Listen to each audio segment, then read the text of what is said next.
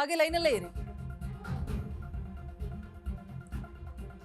ಕಣ್ಣೀರಿಟ್ಟಿದ್ದಾರೆ ವಿನಯ್ ಕುಲಕರ್ಣಿಯ ಕುಟುಂಬ. ವಿನಯ್ ಕುಲಕರ್ಣಿ ದೋಷಿ ಅಂತ ಹೇಳ್ಬಿಟ್ಟು ತೀರ್ಪು ಬರುತ್ತಲೇ ಕಣ್ಣೀರು ಹಾಕಿದ್ದಾರೆ ವಿನಯ್ ಕುಲಕರ್ಣಿಯ ಕುಟುಂಬ. ಮತ್ತೆ ಜೈಲಿಗೆ ಹೋಗಬೇಕಿದೆ ಶಾಸಕ ವಿನಯ್ ಕುಲಕರ್ಣಿ. ಕುಲಕರ್ಣಿ ಕುಟುಂಬದಲ್ಲಿ ಟೆನ್ಷನ್ ಆಗಿದ್ದಾರೆ. ಮುಂದಿನ ಕಾನೂನು ಹೋರಾಟದ ಬಗ್ಗೆ ಈಗಲೇ ಚರ್ಚೆ ಕೂಡ ಮಾಡ್ತಾ ಇದ್ದಾರಂತೆ. ನಾಳೆ ಅರೆಸ್ಟ್ ಆದ್ರೆ ಮುಂದೆ ಏನು ಮಾಡಬೇಕು ಅಂತ ಹೇಳ್ಬಿಟ್ಟು ಚರ್ಚೆ ಮಾಡ್ಲಾಗ್ತಾ ಇದೆಯಂತೆ ಫ್ಯಾಮಿಲಿ ಮೆಂಬರ್ಸ್ ಕಡೆಯಿಂದ. ಯಾವಾಗ ತೀರ್ಪು ಹೊರಬಿದ್ದ ತಕ್ಷಣ ವಿನಯ್ ಕುಲಕರ್ಣಿ ಅವರ ಕಂಪ್ಲೀಟ್ ಕುಟುಂಬ ಕಣ್ಣೀರ್ ಹಾಕೋದಕ್ಕೆ ಆರಂಭ ಮಾಡಿದೆ. ಸೊ ಮತ್ತೆ ಜೈಲಿಗೆ ಹೋಗಬೇಕು ಅಂತ ಹೇಳಿದ್ರೆ ಏನು ಮಾಡಬೇಕು ಅನ್ನೋ ಟೆನ್ಷನ್ ಅಲ್ಲಿ ಇದ್ದಾರೆ. ಸೊ ನಾಳೆನೇ ಜೈಲಿಗೆ ಹೋಗಬೇಕು ಅಂತ ಹೇಳಿದ್ರೆ ಮುಂದಿನ ಹೋರಾಟ ಯಾವ ರೀತಿಯಾಗಿ ಮಾಡಬೇಕು ಅನ್ನುವಂತಹ ಚರ್ಚೆಯನ್ನ ಮಾಡ್ತಾರೆ.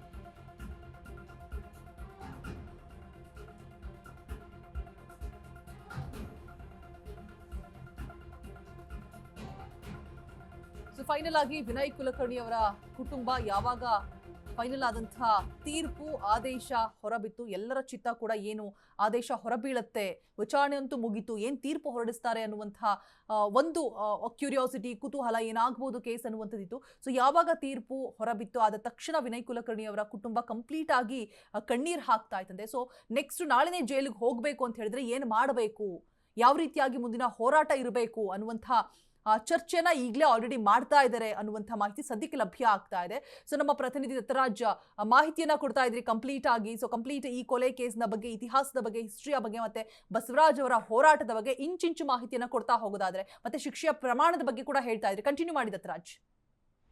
ರೋಜಾ, ಈ ಘಟನೆಯ ಬಗ್ಗೆ ಹೇಳೋದಾದರೆ ಯೋಗೇಶ್ ಗೌಡರು ಬಂದು ಏನು 2016 ಜೂನ್ 15ನೇ ತಾರೀಕಿನಂದು ಮರ್ಡರ್ ಆಗ್ತಾರೆ. ಅದು ಜಿಮ್ಗೆ ಹೋದಂಥ ಟೈಮಲ್ಲಿ 6 ರಿಂದ 7 ಜನ ಬರ್ತಾರೆ. ಬಂದ್ಕೊಂಡು ಒಂದು ಏನು ಮಾರುಕಾಯುಧಗಳಿಂದ ಹೋಗಿ ಅವ್ರನ್ನ ಹಲ್ಲೆ ಮಾಡಿ ಕತ್ತಿನ ಭಾಗಕ್ಕೆ 36 ಬಾರಿ ಎರಿದು ಅಲ್ಲಿಂದ ಎಸ್ಕೇಪ್ ಆಗ್ತಾರೆ. ಬರೀ 1 ಗಂಟೆ 1 ನಿಮಿಷ ಏನು 38 ಸೆಕೆಂಡ್ ಒಳಗಡೆ ಅವನ್ನ ಕೊಲೆ ಮಾಡಿ ಅಲ್ಲಿಂದ ಎಸ್ಕೇಪ್ ಆಗುತ್ತೆ. ಈ ಸಂಬಂಧಪಟ್ಟ ಹಾಗೆ ಧಾರವಾಡ ಉಪನಗರ ಪೊಲೀಸ್ ಠಾಣೆಯಲ್ಲಿ ಒಂದು ಪ್ರಕರಣ ದಾಖಲಾಗುತ್ತೆ. ಒಂದು 302 ಪ್ರಕರಣವನ್ನು ದಾಖಲಿಸ್ಕೊಂಡು ಆರೋಪಿಗಳು ಯಾರು ಎತ್ತ ಅನ್ನೋದ್ರ ಬಗ್ಗೆ ಇನ್ವೆಸ್ಟಿಗೇಷನ್ ಶುರುವಾಗುತ್ತೆ.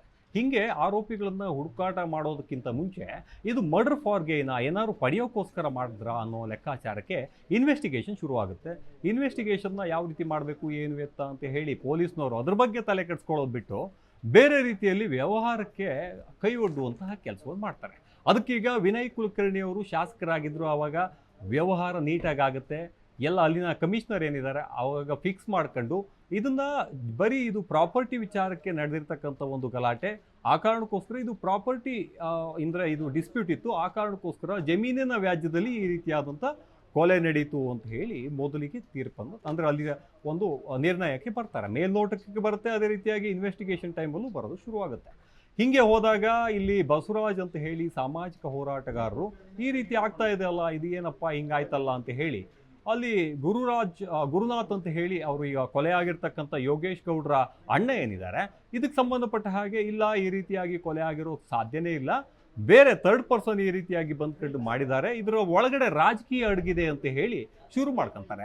ಅದಕ್ಕೆ ಏನು ಬಸವರಾಜ್ ಅವರು ಸಾಥ್ ಕೊಡುವಂತಹ ಕೆಲಸಗಳು ಮಾಡ್ತಾರೆ. ಬಸವರಾಜ್ ಅವರು ಸಾಥ್ ಕೊಡ್ತಾ ಇದ್ದಂತೆ ಅದನ್ನು ಒಂದು ರಿಟ್ ಪಿಟಿಷನ್ ಹಾಕ್ಕೊಳ್ಳುವಂತಹ ಕೆಲಸವನ್ನು ಕೋರ್ಟ್ನಲ್ಲಿ ಮಾಡಲಾಗುತ್ತೆ. ರಿಟ್ ಪಿಟಿಷನ್ ಹಾಕ್ತಾ ಇದ್ದಂತೆ ರಿಟ್ ಪಿಟಿಷನ್ಗೆ ಸಂಬಂಧಪಟ್ಟ ಹಾಗೆ ಎಲ್ಲ ದಾಖಲೆಗಳನ್ನು ಆ ದಿವಸ CCTV 1-1.5 ನಿಮಿಷದಲ್ಲಿ ಏನೇನಿದೆ ಆ CCTVಗಳನ್ನು ತೆಗೆದುಕೊಂಡು ಅದರ ಜೊತೆ ಈ ಆರೋಪಿಗಳು ಯಾರ್ಯಾರಿದ್ರು, ಎಲ್ಲೆಲ್ಲಿ ಹೋಗಿದ್ರು, ಏನು ಎತ್ತ ಅನ್ನೋದ್ರ ಬಗ್ಗೆನೂ ಕೂಡ ಸಂಪೂರ್ಣವಾದಂತಹ ಮಾಹಿತಿಗಳನ್ನು ಕಲೆ ಹಾಕೋದಕ್ಕೆ ಶುರು ಮಾಡಿ ಅದನ್ನು ಕೋರ್ಟ್ ಗಮನಕ್ಕೆ ತರುವಂತಹ ಕೆಲಸಗಳು ಮಾಡ್ತಾರೆ. ಇದನ್ನು ನೋಡ್ತಾ ಇದ್ದಂತೆ ರಿಟ್ ಪಿಟಿಷನ್ಗೆ ಅದಕ್ಕೆ ಗ್ರೀನ್ ಸಿಗ್ನಲ್ ಕೊಡುವಂತಹ ಕೆಲಸಗಳು ಕೂಡ ಆಗ್ತವೆ. ಹಾಗೆ ನಂತರದಲ್ಲಿ ಇನ್ವೆಸ್ಟಿಗೇಷನ್ ಆವಾಗ BJP ಗೌರ್ಮೆಂಟ್ 2019ರಲ್ಲಿ ಬಂದಿರುತ್ತೆ, ಯಡಿಯೂರಪ್ಪ ಅವರ ಅವಧಿ.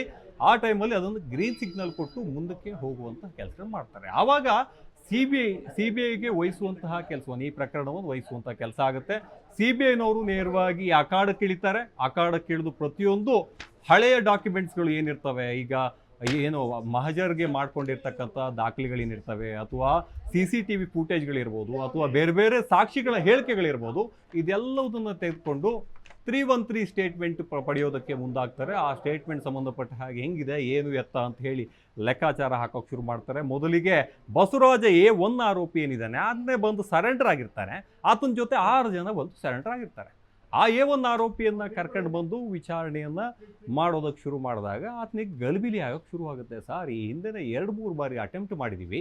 ನಾವು ಜೂನ್ 3ನೇ ತಾರೀಕು, 10ನೇ ತಾರೀಕು, 13ನೇ ತಾರೀಕು 3 ಬಾರಿನೂ ಕೂಡ ಅಟೆಂಪ್ಟ್ ಮಾಡಿ ಆತ ಯೋಗೇಶ್ ಗೌಡ ಎಲ್ಲಿ ಹೋಗ್ತಾ ಇದ್ದ ಏನು ಎತ್ತ ಅಂತ ಸರಿಯಾದ ಮಾಹಿತಿ ಇಲ್ದೇನೆ 15ನೇ ತಾರೀಕು ಬೆಳ್ಳಂಬೆಳಿಗ್ಗೆ ಆತ ಜಿಮ್ಗೆ ಹೋಗ್ತಾ ಇದ್ದಾನೆ, ಅಲ್ಲಿ ಮುಗಿಸ್ಲೇಬೇಕು, ಇನ್ನೊಂದು ಅಪಾರ್ಚುನಿಟಿ ಕೊಡೋದು ಬೇಡ ಅಂತ ಹೇಳಿ ಆ ಟೈಮ್ಗೆ ಹೋಗಿ ಸರಿಯಾದ ರೀತಿಯಲ್ಲಿ ಈ ಆರೋಪಿಗಳು ಅಶ್ವಥ್ ಇರ್ಬೋದು, ಸಂತೋಷ ಇರ್ಬೋದು, ಇನ್ನು ಉಳಿದಿರ್ತಕ್ಕಂಥ A7ವರೆಗೂ ಯಾರು ಆರೋಪಿಗಳಿದ್ದಾರೆ ಅವರೆಲ್ಲ ಹೋಗಿ ಅವ್ರನ್ನ ಮುಗಿಸುವಂತಹ ಕೆಲಸಗಳು ಮಾಡ್ತಾರೆ. ಯಾವುದೇ ವ್ಯಕ್ತಿ ಆದರೂ ಕೂಡ ಮಾಮೂಲಿ ಆ CCTVಗಳನ್ನು ನೋಡ್ರೆ ಗೊತ್ತಾಗುತ್ತೆ. ಈಗ ನಾನೇ ಒಂದು 65 kg ಇದ್ದೀನಿ ಅಂತ ಹೇಳಿದ್ರೆ ಅಲ್ಲಿ 65 kg ವ್ಯಕ್ತಿ ಯಾರು, ಆತ ಮುಖಕ್ಕೆ ಮಾಸ್ಕ್ ಹಾಕಿದ್ನ, ಆತನ ಕಣ್ಣಿನ ವಿಚಾರಗಳೇನು ಎತ್ತ, ಆತ ಕಣ್ಣಿನ ನೋಟ್ಗಳೇನು, FSLನಲ್ಲಿ ಆತನ ಉಳಿದಿರ್ತಕ್ಕಂಥ ಬೆರಳಚ್ಚುಗಳಿನ ಏನು ಹೊಂದಾಣಿಕೆ ಏನು ಎಲ್ಲದನ್ನು ಕೂಡ ನೋಡ್ಕೊಂಡು ಮುಂದಿನ ಪ್ರೊಸೀಜರ್ಗಳನ್ನು ಮಾಡಬೇಕಾಗುತ್ತೆ. ಆದರೆ ಪೊಲೀಸ್ನವರು ಯಾರೋ ಒಬ್ಬ ಥರ್ಡ್ ಪರ್ಸನ್ ಬಂದ, ಈ ಕೊಲೆಗೆ ನಾನೇ ಇದಕ್ಕೆ ಸಾಕ್ಷಿ ಅಥವಾ ನಾನೇ ಇದಕ್ಕೆ ಅಪರಾಧಿ, ನಾನೇ ಆರೋಪಿ, ನನ್ನನ್ನು ಜೈಲಿಗೆ ಹಾಕಿ ಅಂತ ಹೇಳಿ ಬಸವರಾಜನ್ ಟೀಮ್ ಬರ್ತಾ ಇದ್ದಂತೆ ಅದಕ್ಕೆ ಇವರೆಲ್ಲರೂ ಕೂಡ ತಲೆ ತಗ್ಸ್ಕೊಂಡು ಈ ಕಡೆಯಿಂದ ಎಷ್ಟು ಸೂಟ್ ಕೇಸ್ ಬಂದಿತ್ತೋ ಬಿಟ್ಟಿತ್ತೋ ಗೊತ್ತಿಲ್ಲ ಕುಲಕರ್ಣಿ ಅವ್ರ ಕಡೆಯಿಂದ. ಆ ಕಾರಣಕ್ಕೋಸ್ಕರ ಇಲ್ಲಿ ಕಮಿಷನರಿಂದ ಹಿಡಿದು ಒಬ್ಬ PC ಕೂಡ ಇಲ್ಲಿ ಮಾತುಕತೆಗಳು ನಡೆಯೋಕ್ಕೆ ಶುರುವಾಗ್ತವೆ. ವ್ಯವಹಾರಗಳೇನು ಎತ್ತ ಎಲ್ಲವೂ ಕೂಡ ಶುರು ಆಗುತ್ತೆ. ಇದನ್ನು ಹೆಂಗೆ ಡೀಲ್ ಮಾಡಬೇಕು, ಆಸ್ತಿ ಅಂತ ತೋರಿಸ್ಬೇಕು, ಕೊಲೆ ಅಂತ ತೋರಿಸ್ಬೇಕು, ಫ್ಯಾಮಿಲಿ ವಿಚಾರಗಳನ್ನ ಹೇಳಬೇಕು. ಇಲ್ಲಿ ಕೆಲ ಫ್ಯಾಮಿಲಿ ಮೆಂಬರ್ಸ್ಗಳು ನೇರವಾಗಿ ಬಂದ್ಕೊಂಡು ಹಿಂಗಾಯಿತು ಹಂಗಾಯಿತು ಅಂತ ಹೇಳಿದ್ರೆ ಅದನ್ನು ಅಲ್ಲಿಗೆ ತಡೆದು ಅವ್ರಿಗೆ ಬೆದರಿಕೆ ಹಾಕೋದು, ಇನ್ನು ಕೆಲವರಿಗೆ ಕಾಸನ್ನು ಕೊಡುವಂಥದ್ದು, ಇನ್ನೇನೋ ಜಾಸ್ತಿ ಆಮಿಷ ಒಡ್ಡುವಂತಹ ಕೆಲಸವನ್ನು ಮಾಡ್ಕೊಂಡು ಇಲ್ಲಿಗೆ ಫಿನಿಶ್ ಮಾಡಬೇಕು ಅಂತ ಕೂತಿದ್ರು. ಇದೆಲ್ಲದನ್ನ ಕೂಡ CCB ಕೈ ಹ್ಯಾಂಡ್ ಓವರ್ಗೆ ಬರ್ತಾ ಇದ್ದಂತೆ ಮೊದಲಿಗೆ ಪೊಲೀಸ್ನವ್ರನ್ನ ಕರ್ಕೊಂಡು ಬಂದು ವಿಚಾರಣೆ ಮಾಡ್ತಾರೆ. ಅದಾದಮೇಲೆ ಸಾಕ್ಷಿಗಳು ಯಾರಿದ್ದಾರೆ ಅವ್ರು ಎಲ್ಲರನ್ನೂ ಕೂಡ ವಿಚಾರಣೆ ಮಾಡ್ತಾರೆ. ಈ ಕ್ರಿಮಿನಲ್ ಫೈಲು ಏನು ರಿಪೋರ್ಟ್ ಏನು CD ಅಂತ ಕೇಸ್ ಡೈರಿ ಅಂತ ಏನಿರ್ತಾರೆ ಪೂರ್ತಿ ತೆಗೆದುಕೊಂಡು ಬಂದು ವಿಚಾರಣೆ ಶುರು ಮಾಡ್ತಾರೆ. ಅದರಲ್ಲಿ A1 ಆರೋಪಿ ಆಗಿರ್ತಕ್ಕಂಥ ಬಸವರಾಜ ಕೈ ಕಾಸು ಬರುತ್ತಲ್ಲ ಅಂತ ಹೇಳಿ ಕಾರಣಕ್ಕೋಸ್ಕರ ಈ ಕೊಲೆ ಕೇಸನ್ನು ಒಪ್ಕೊಂಡು A1 ಆರೋಪಿಗಳಾಗಿರೋದು ಸ್ಪಷ್ಟವಾಗಿ ಗೊತ್ತಾಗುತ್ತೆ. ಅದಾದಮೇಲೆ ಯಾಕಪ್ಪ ಹಿಂಗೆಲ್ಲ ಮಾಡಿದೆ ಅಂತ ಹೇಳಿ CBIನವರು ಕೇಳ್ತಾ ಇದ್ದಂತೆ ಈ ರೀತಿಯಾಗಿ ನನಗೆ ದುಡ್ಡು ಬರುತ್ತೆ ಅನ್ನೋ ಕಾರಣಕ್ಕೋಸ್ಕರ ಮಾಡಿದೆ ಸ್ವಾಮಿ, ಇದು ಯಾವುದೇ ರೀತಿಯಲ್ಲೂ ಕೂಡ ನಾನು ಅವನು ಫಾಲೋ ಮಾಡೋದ್ರಿಂದ ಹಿಡಿದು ಯಾವ ವಿಚಾರಕ್ಕೂ ಕೂಡ ನಾನು ಹೋಗಿಲ್ಲ. ಮೊದಲನೇ ಬಾರಿ ಜೂನ್ ತಿಂಗಳ 3ನೇ ತಾರೀಕು ಫಸ್ಟ್ ಅಟೆಂಪ್ಟ್ ಏನು ಮಾಡ್ತೀವಿ ಆವಾಗಲೇ ನಾನು 2ನೇ ತಾರೀಕೆ ಏನು ಯೋಗೇಶ್ ಗೌಡ ಅವರ ಫ್ಯಾಮಿಲಿಗೆ ಒಂದು ಲೆಟ್ರನ್ನು ಬರೆಯುವಂತಹ ಕೆಲಸವನ್ನು ಮಾಡಿದ್ದೆ. ಆ ಲೆಟ್ರಿಗೆ ಸಂಬಂಧಪಟ್ಟ ಹಾಗೆ ಸಂಪೂರ್ಣವಾದಂಥ ಡೀಟೇಲ್ಗಳನ್ನು ಕೂಡ ಕೊಟ್ಟೆ. ಆದರೆ ಅಲ್ಲಿ ಯಾವುದೇ ರೀತಿಯಲ್ಲೂ ಕೂಡ ಈ ರೀತಿ ನಿಮಗೆ ಜೀವಕ್ಕೆ ಹಾನಿ ಇದೆ, ಆ ಕಾರಣಕ್ಕೋಸ್ಕರ ಸ್ವಲ್ಪ ಎಚ್ಚರವಾಗಿರಿ ಅಂತೇಳಿ ಬರೆದ್ರೂ ಕೂಡ ಅದನ್ನು ಯಾರು ಕೂಡ ಗಮನಕ್ಕೆ ತಗೊಂಡಿಲ್ಲ. ಅದಾದಮೇಲೆ 10-15 ದಿವಸದಲ್ಲೇ ಕೊಲೆ ಆಗುತ್ತೆ. ಕೊಲೆ ಆದಮೇಲೆ ನಾವೆಲ್ಲ ಒಪ್ಕೊಂತೀವಿ ಸರ್. ಈಗ 20 ಲಕ್ಷ ಅಮೌಂಟ್ಗಳು ಇಸ್ಕೊಳ್ಳೋದಲ್ಲದೆ ಮಾಡ್ತೀನಿ. ಒಂದು ಬ್ರೇಕಿಂಗ್ ನ್ಯೂಸ್ ಲಭ್ಯ ಆಗ್ತಾ ಇದೆ.